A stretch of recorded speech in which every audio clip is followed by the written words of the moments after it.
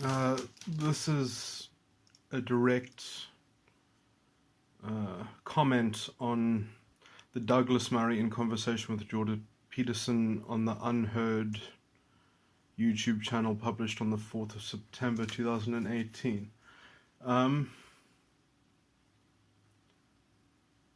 just at a point in listening to this conversation at around the 37-minute mark,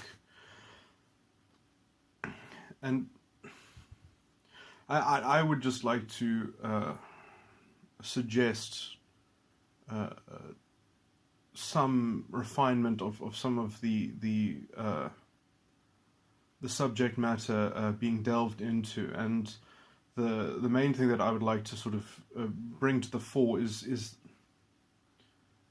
let me just try and make some room for what I'm about to say first, is that I think there is a difference between the identity politics of today that we are seeing exhibited and the socialism of Stalin and Mao. On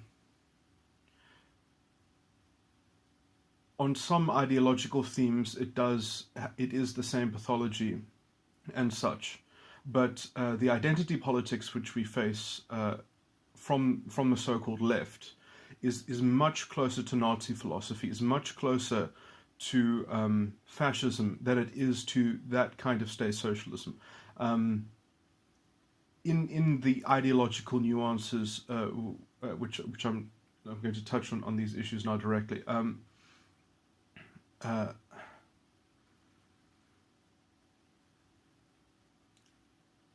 And the main topic of this point of the conversation is how to define when the left goes too far, or when the left becomes a kind of pathological thing. And this is always contrasted against, it's easy to see when it happens on the right, when you have claims of superiority. Now, for me, that's a very good benchmark, at least in contrast with the right. And you can actually make a case for when the left goes too far, which is analogously close enough to what we have as the benchmark for the right, in Jordan Peterson's answer, in Jordan Peterson's words.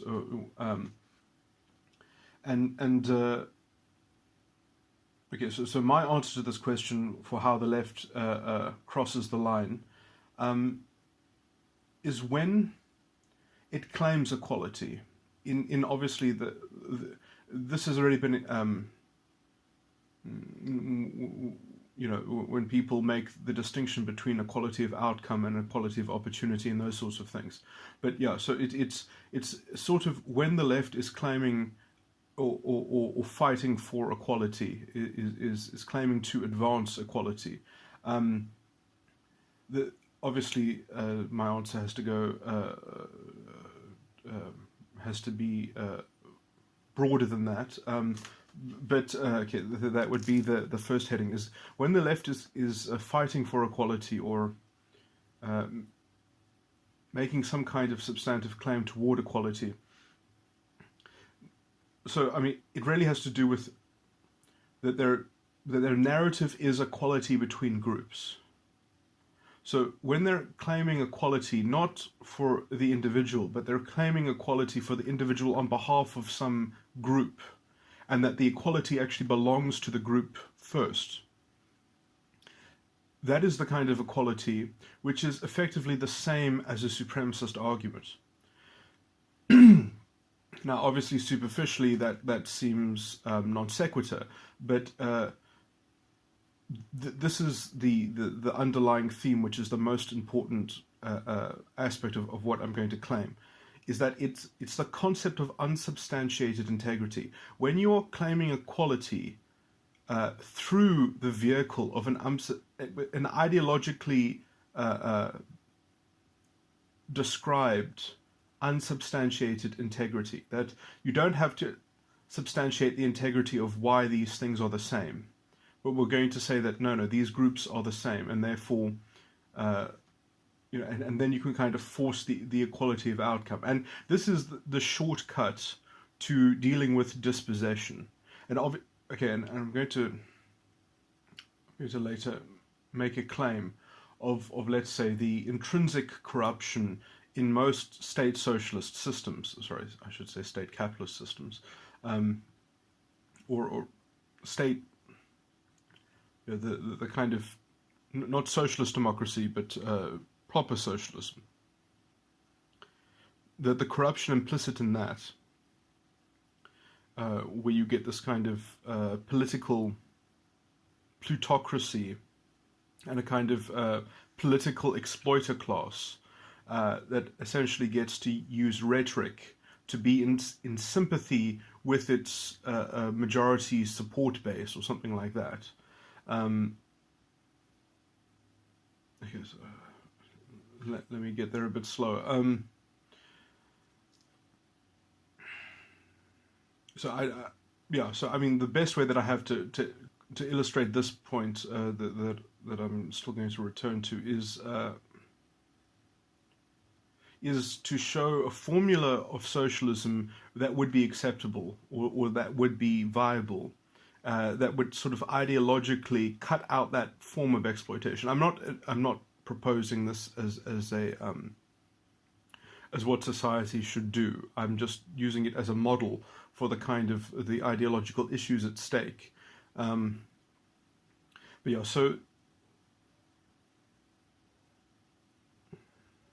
So under the superficial banner of providing aid to the dispossessed, but doing it through a kind of ideological gerrymandering and shortcut, which allows you to kind of take what would be regarded as at least giving the appearance that it facilitates alleviation of a kind of harm between these groups in the narrative of these groups, which should be equal.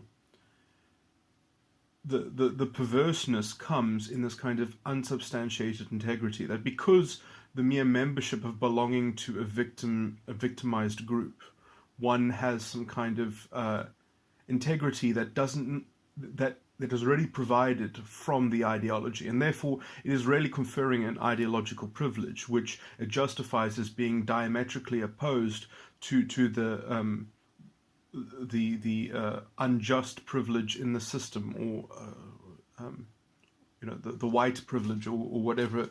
And so when you've got an ideology which is effectively using an ideological privilege to counteract and react to a systemic privilege, then you've got the implements upon which you have corrupt politics, and you have exploitative. You have a political system which is, essentially fascistic, and so now this did exist.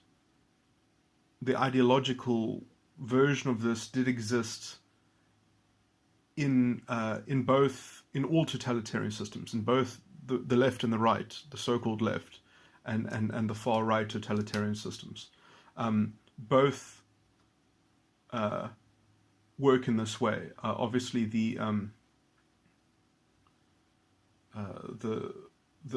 Nazi or fascist thing, where this is grounded in a kind of essentialism and a kind of ethnocentric epistemology, which sort of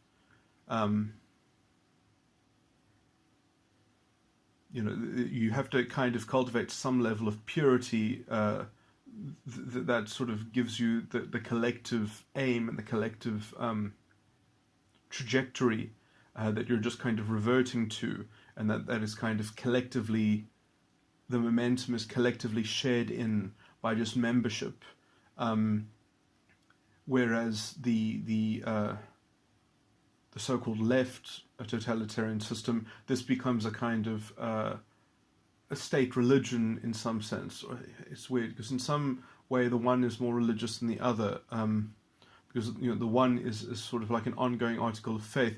You see, I would argue that the extreme left version, and Slavoj Žižek has also articulated this, they were more aware of their hypocrisy, because there was the official line, the official doctrine, which had to be kind of maintained as a pretense, and then there was the kind of the overt black market, sort of functioning of everything, where you had to know how to kind of anyway. This is really tangential, but so the inconsistency and the incoherence and the hypocrisy which the left promulgates is from this picturesque ideological narrative, which is rife to set up. It is the marker of ideological corruption, and it's a different kind of corruption because, let's just say, as I said, in the far left, it sets itself up very quickly. They are conscious of their own hypocrisy. They're conscious of the stark disparity between the official doctrine and the actual, how things are run.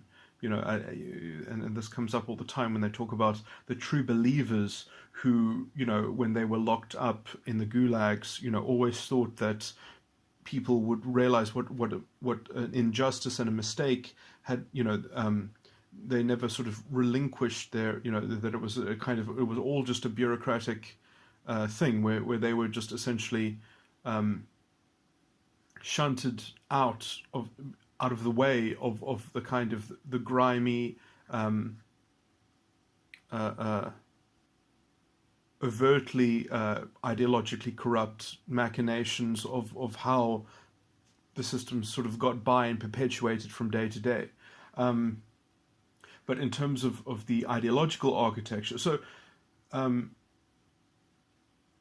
the problem is that the ideology is never wrong because it works in its ideal abstract sense. It just needs those premises to be true, and so it creates a kind of virtual filter of reality. It creates a delusion, a shared delusion, which becomes powerful, although the longer it goes on, the harder it is to sustain, because it's so it becomes a kind of manifest world religion, false religion, worldly religion that sort of, it is built on a kind of basic groupthink, and eventually it gets in the way. It gets in the way so much of the human enterprise, let's just say, or any kind of practical humanism. It eventually obstructs real transformation, development, human energies. It becomes an obstructionist machine, and that is always leveraged in some kind of weird hypocritical pragmatism, against the alternative. Because if you have to, when is it time to escape the Tower of Babel? And this was generally how the USSR collapsed eventually, and under the weight of its own preponderance of its kind of ethical redemption, which is probably on some levels, it's progressed in some levels. It's still in some state of arrestment.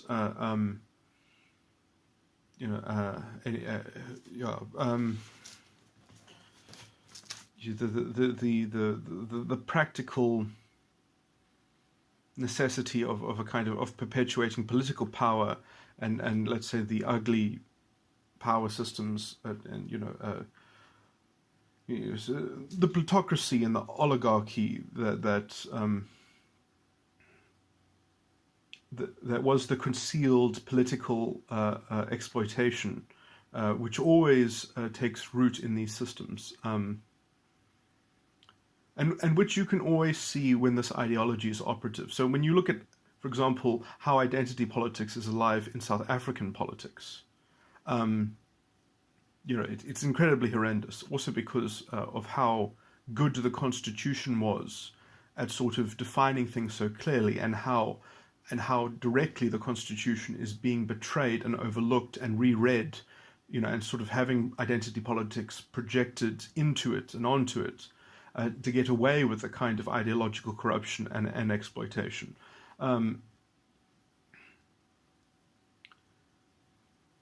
So all that happens under this umbrella of unsubstantiated integrity. When you've got a group which has an unsubstantiated integrity because it must just be equal in outcome to the other group or something like that, and that group has its own separate culture, its own separate tradition, which must be regarded as somehow equal to everything else and must deliver the same fruitage and must deliver the same outcome.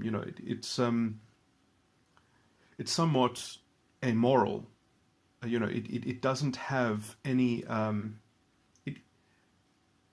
So the kind of inherent delusional filter that produces means that not only can you conceal, let's say, doing whatever you can in the name of helping the victim, but so it will justify any so-called radical violence, any just to sort of help along the cause. Well, just the same as it does that, it conceals the exploitation of a kind of political exploitation that will feed off of the same narrative, and that will get a free pass. That in fact, and that becomes a kind of corrupted chalice that is fought about.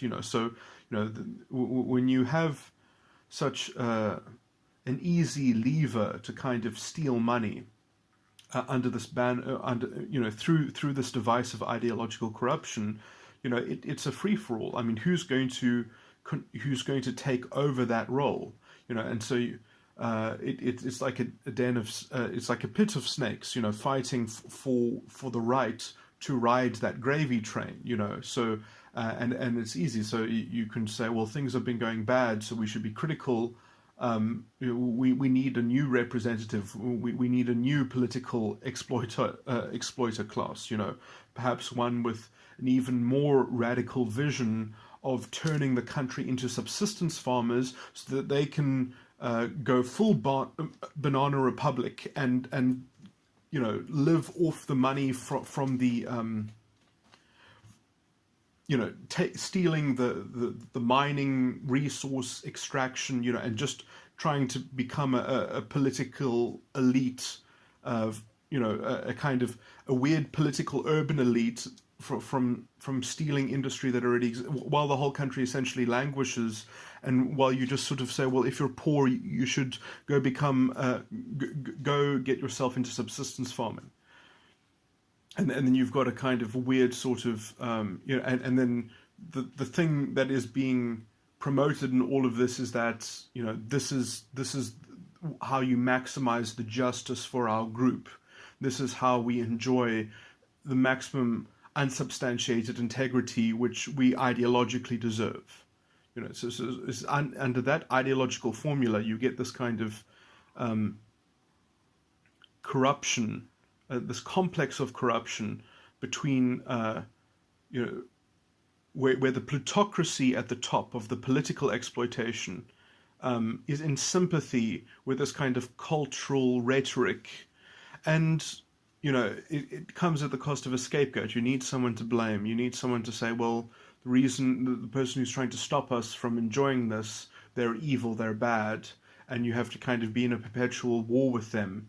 And that's where you vent all the pressure in the system, is that whenever things don't go your way, it's not because of any kind of in-house ideological problem, it's because of the outside. And there's no democratic discourse in which you're allowed to have criticism that goes against this group that has unsubstantiated integrity, because unsubstantiated integrity is the mark of their solution. It's that, no, we must just be given it. We deserve it because of history, not because of and also because, it's part of their kind of weird mystical racism, So it's weird that you can get racism a Nazi philosophy out of a claim of so-called equality, but it's not a so-called claim of equality. It's really a convoluted system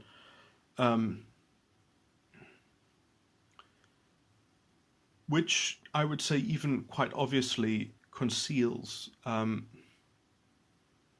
weird sort of claim of supremacy, because the supremacy comes in the kind of solipsism or autism of that group which enjoys the unsubstantiated integrity. It's that, well, if we have unsubstantiated integrity, nothing else can speak to us, therefore we are almost by indirect means supreme, because nothing has the right to contest us, to contest our claims, to criticize us. We are immune.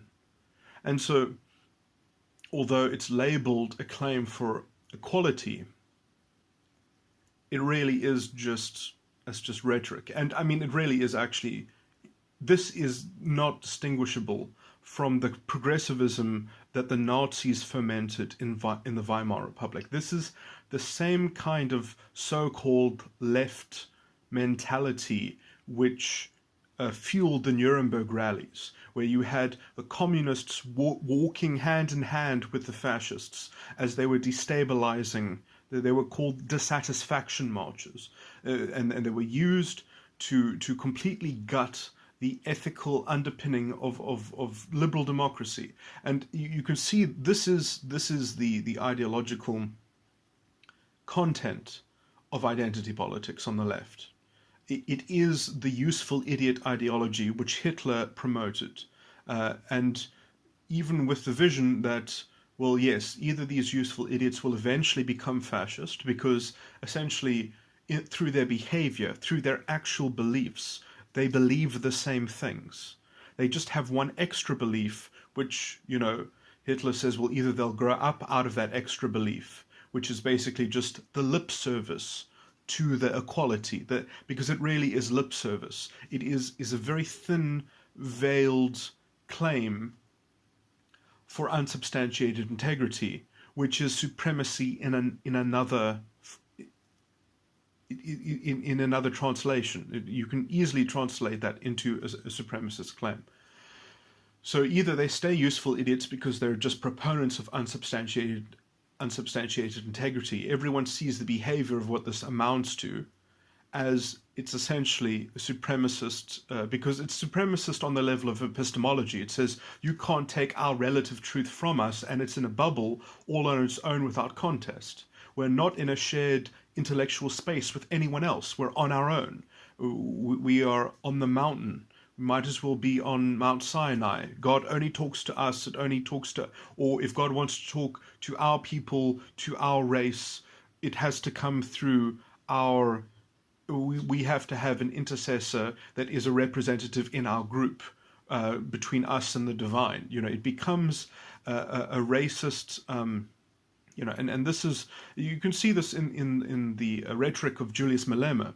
You know, he's always mixing it up, you know, and he's always making these correlations, you know, these, and, you know, it works, you know, and he's even got these sort of outside, I think it's probably from California money or something like that you get these so-called Christian organizations pushing for social justice ideology, pushing for identity politics. I think it's called the Commission for Social Justice, and they come in and they get all their church supporters and they teach them all about white privilege, you know, and this is how you strip away the meaning of the foundational values of the South African Constitution. This is how you gut out non-racialism, how you have public radio hosts like Eusebius McKaiser essentially tearing up and burning the Constitution and undermining it and you know, in the most disgusting way possible, and the public protector does nothing, and even the president Cyril Ramaphosa bends to this poisonous rhetoric. Already he has in speech already he has betrayed the foundational values. He has injected the identity politics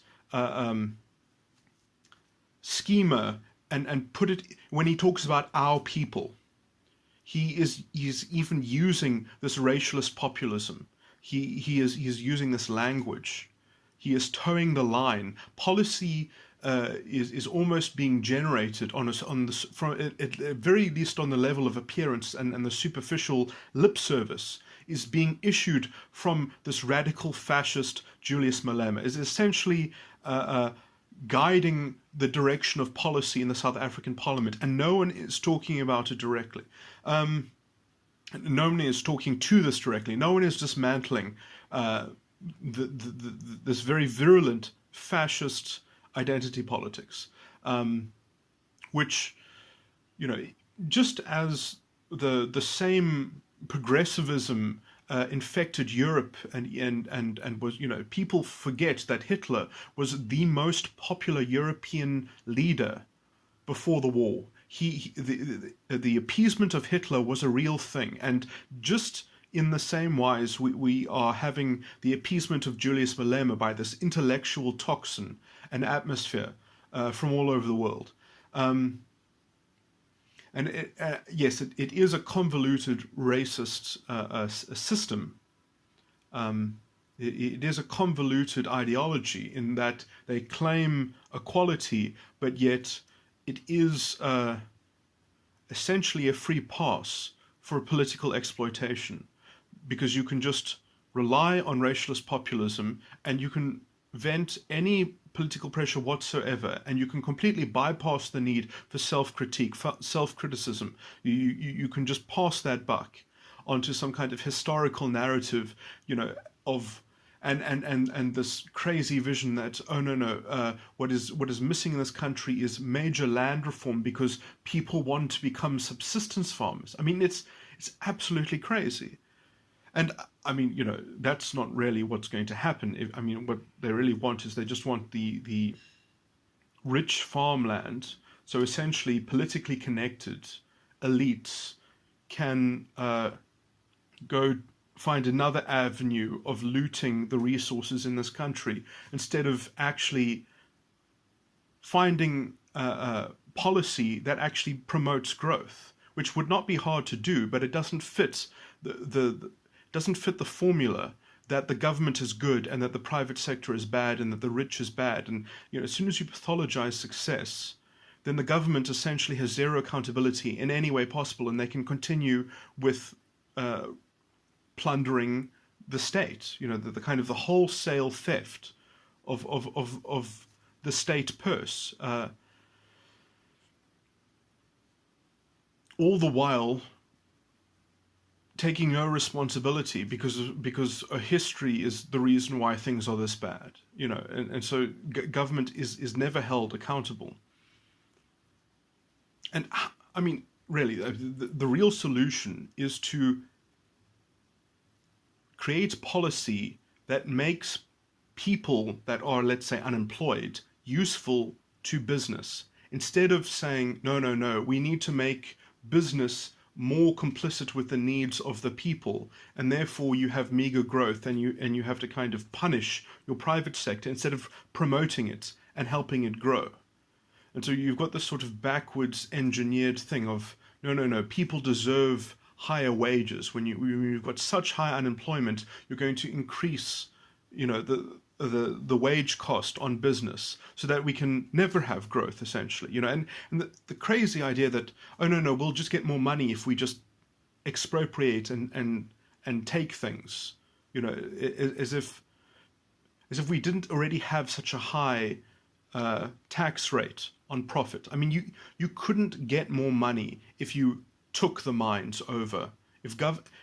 And every time government has set up public corporations, it's been incredibly expensive. It's been a waste of state resources.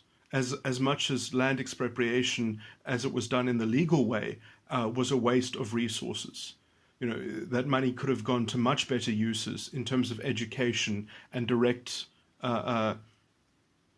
forms of development instead of lowering standards, you give people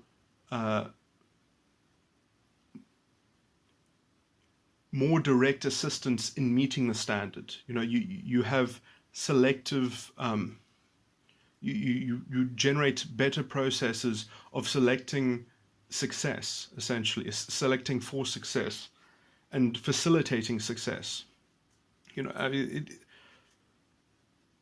Doing things backwards essentially means that we keep on shrinking the pie. And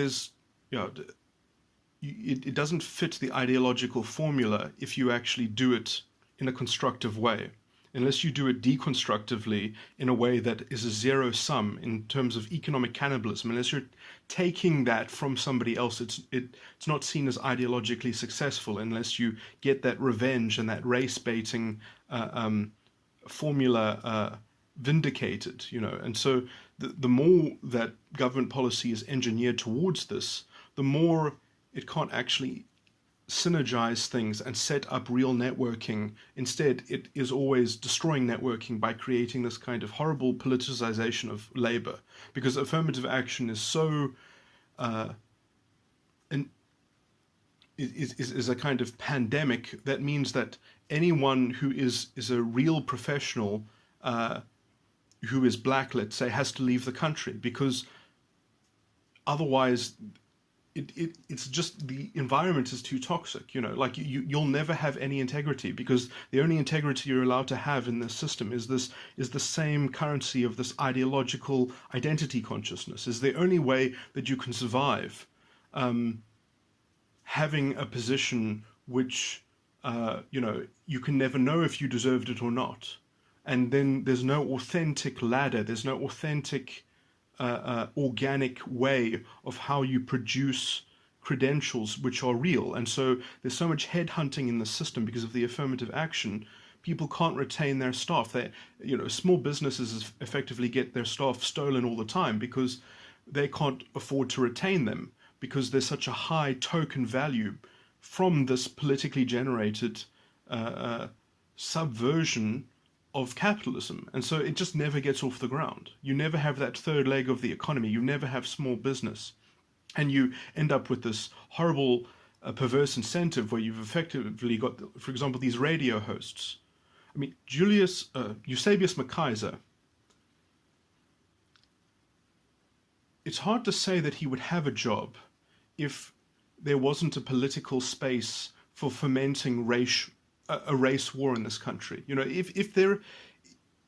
His function effectively, I mean, does he have any credentials that actually allow him to do what he does? He is there effectively to fulfill the role of a war criminal. I mean, he is there pumping the rhetoric and the propaganda for collective punishment. He is there to say collective punishment is the road to development, is the road to transformation in this country. It's completely anti-constitutional. I mean, it effectively is he is a war criminal in waiting. That is his function in our society.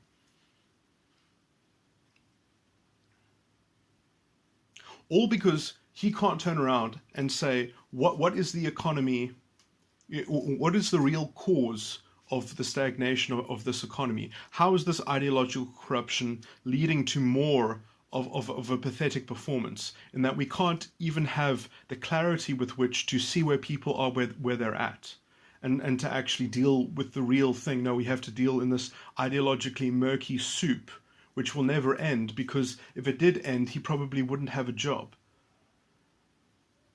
He is dependent on this rigged ideological privilege, which he can only justify by projecting this white privilege as the culprit to everything.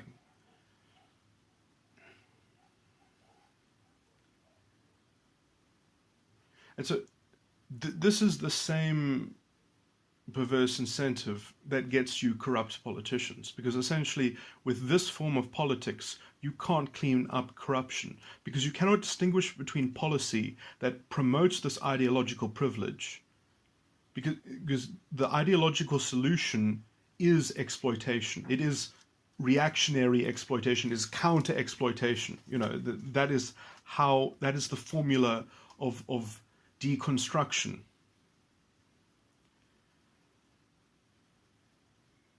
And so essentially, because they have this accusation to stand on, they get away with essentially promulgating the thing that they supposedly complain about. It's somewhat ironic and hypocritical.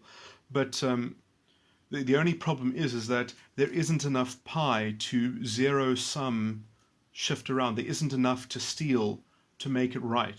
So the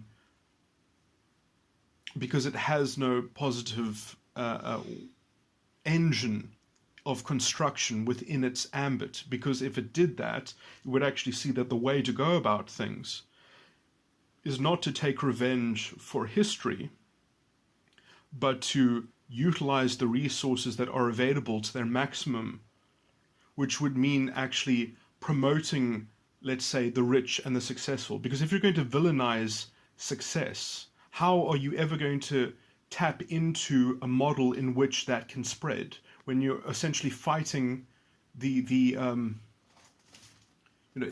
nothing can be right until the whole system is kind of reverted to some kind of zero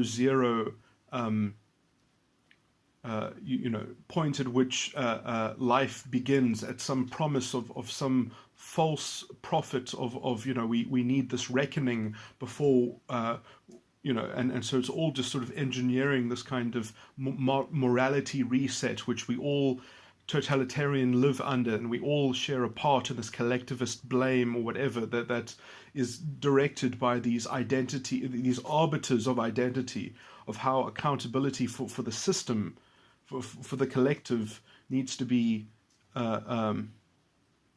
extracted from it. I mean, this is Führer philosophy. I mean, that is the role of the Führer. That is the concept of the Führer. And already now there is this expectation on the executive. This is why Cyril Ramaphosa has the pressure to produce the rhetoric that he does, to pay lip service to this, is because this already exists now in the consciousness. I mean, it's still vague in the West in general, but the as a conceptual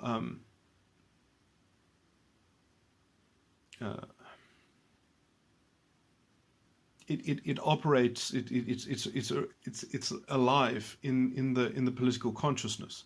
As an archetype, we now have already sort of generally conceded, at least on the side of the progressives on the left, that this is the gauntlet. That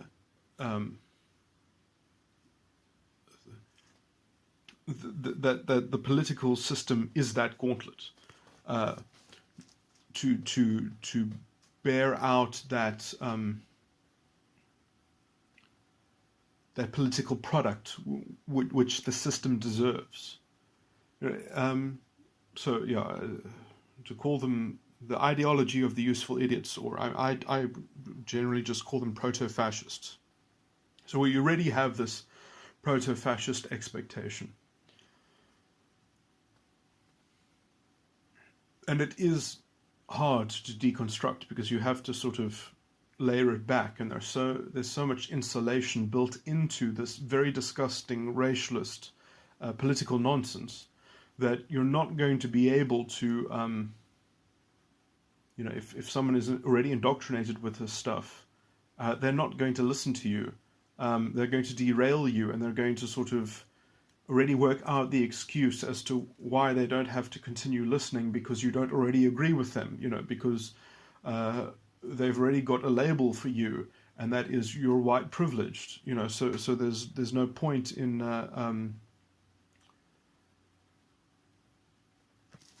and the level at which their practical understanding of any of these things, of the economy, they don't have to know any of that because they've got their zero-sum morality. They've got their shortcut. And they can see that they can sort of force the issue through the shortcut, and and they can help out the victim or something like that, and they don't quite care that the political exploitation gets in on the same racket, that the shortcut is in fact will end up hurting the so-called victimized groups even more, because when you say that the victims deserve every expense, every luxury in being helped, because they need to be compared against the top successes, like of able people, of capacity and competence, like if all of those things are all just white privilege.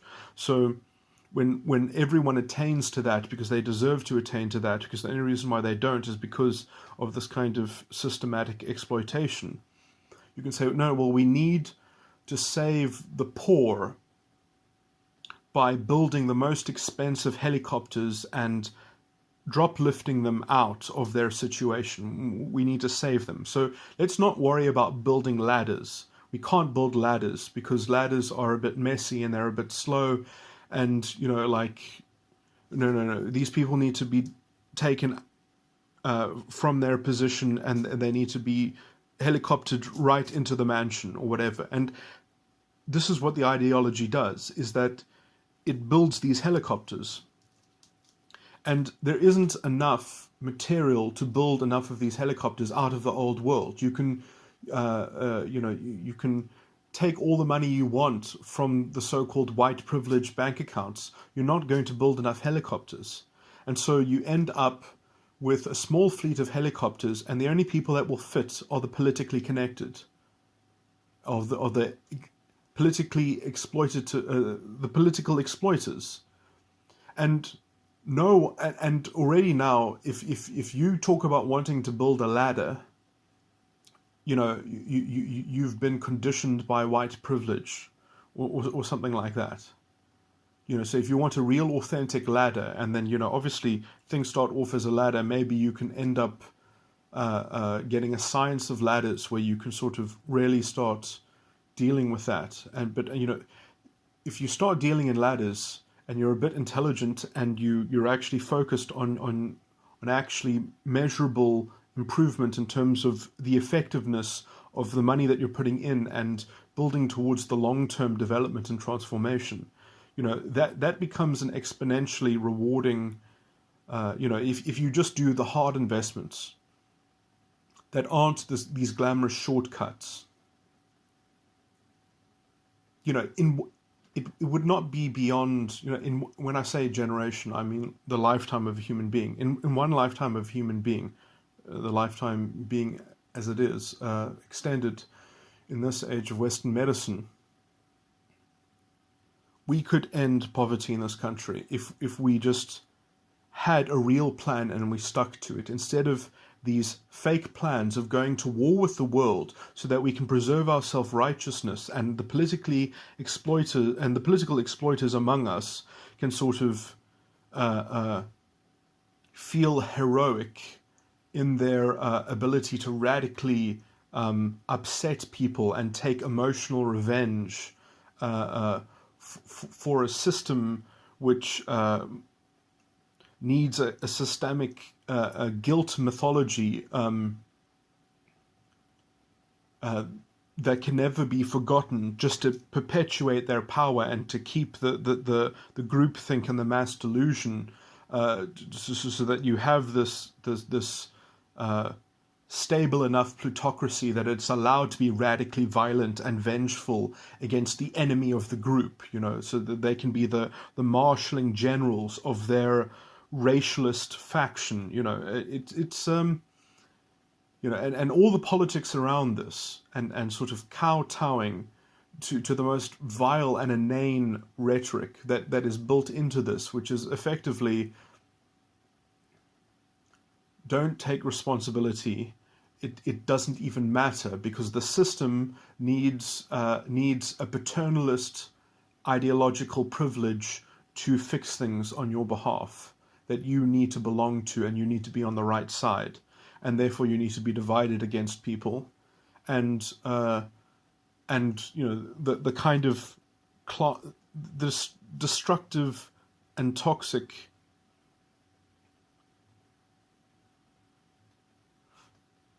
divisiveness that pushes policy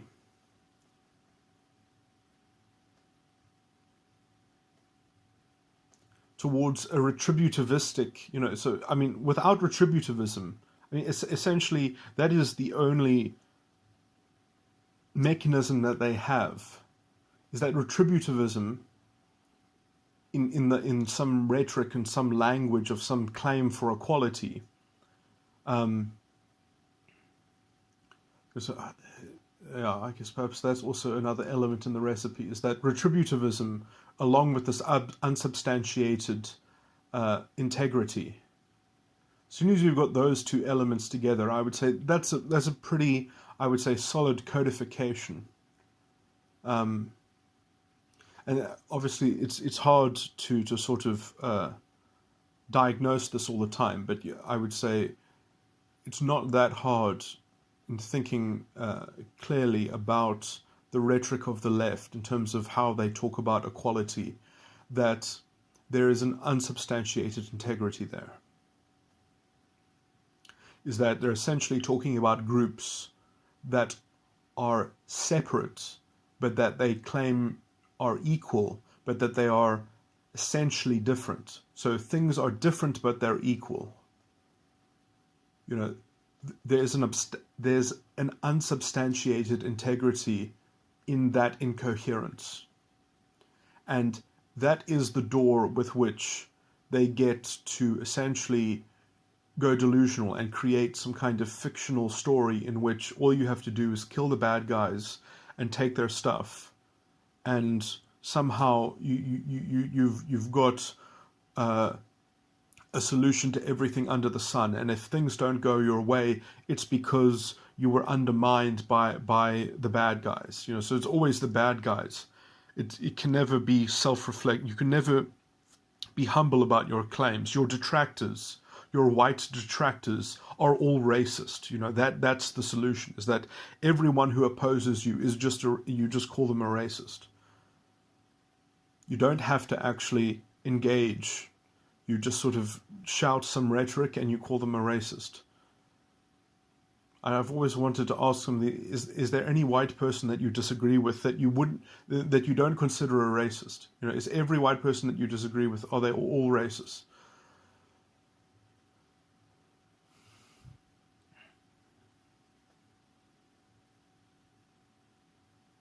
Well, it doesn't prove a principled point, but I thought that might be a useful rhetorical way to deflate and at least to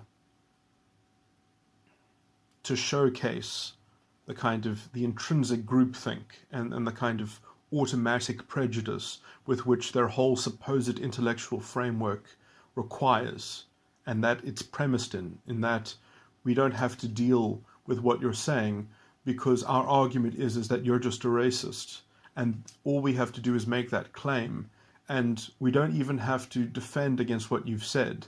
You have to defend against our claim that you're a racist.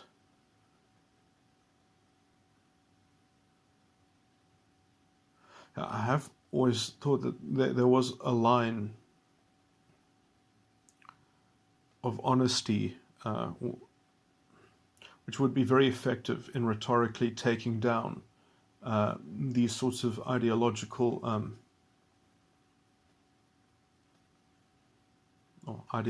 corruptions. But yeah.